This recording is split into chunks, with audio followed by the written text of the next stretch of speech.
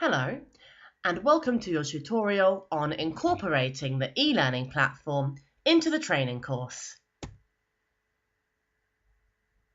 We will start with some general information. First of all, what is e-learning?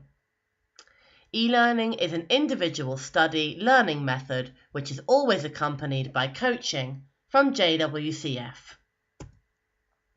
It is one of the components of any blended learning training course. The learner benefits from an unlimited connection of 2, 3, 6 months or more. Why do we say unlimited? Because there is no maximum limit on the number of hours a learner can do on the platform. On the contrary,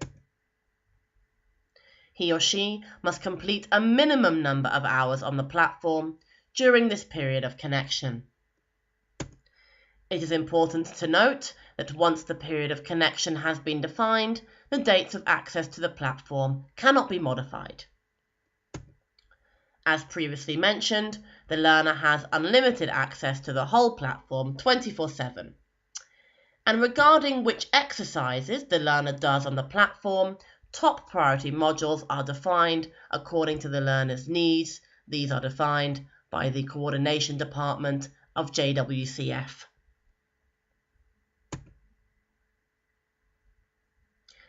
Now we will move on to your role as coach-trainer.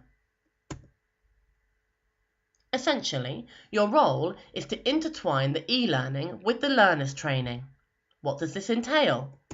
Firstly, you will center your coaching on the 2 top priority modules previously defined and communicated to you by the coordination department. Secondly, you will motivate the learner to regularly log on to the platform by promoting the usefulness of the platform and by closely linking the content of your lesson with the content on the platform. And thirdly, you will accompany and guide the learner in his or her e-learning course by giving advice on the modules to prioritize and by answering any linguistic or technical questions he or she may have. As a coach, you are responsible for the learner's progress.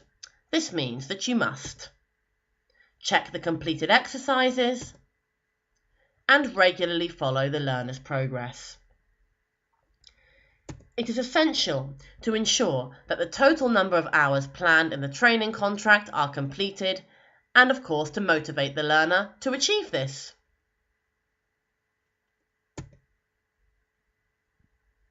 Getting started with the platform. To begin with, the trainer and the learner agree on the start date of the connection. The trainer relays this information to JWCF's coordination department. Please note, it is necessary to inform the coordination department at least 3 days before the start of the connection. The trainer then receives the login codes from the coordination department and sends them to the learner. In order to guide the learner through the use of the platform concerned, the trainer also sends the learner the technical characteristics sheet of the platform and a link to a specific tutorial. The learner then checks that the equipment functions correctly and that he or she has a good command of the platform and starts to discover the organization of the platform and the modules on offer.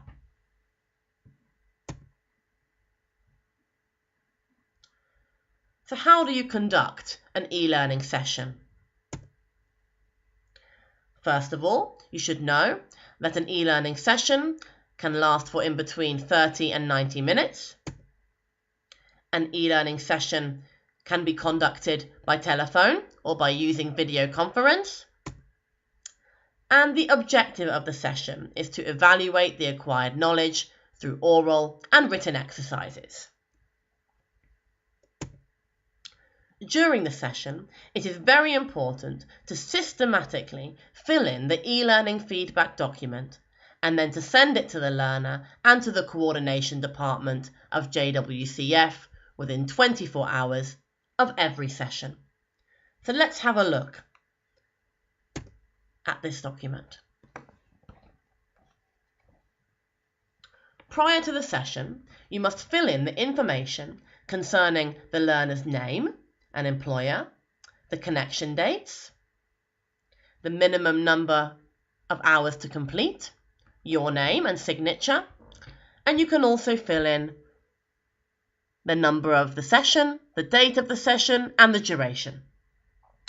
During the session, you will make note of the learner's mistakes and subsequent corrections, any new vocabulary worked on during the session, and pronunciation corrections if applicable.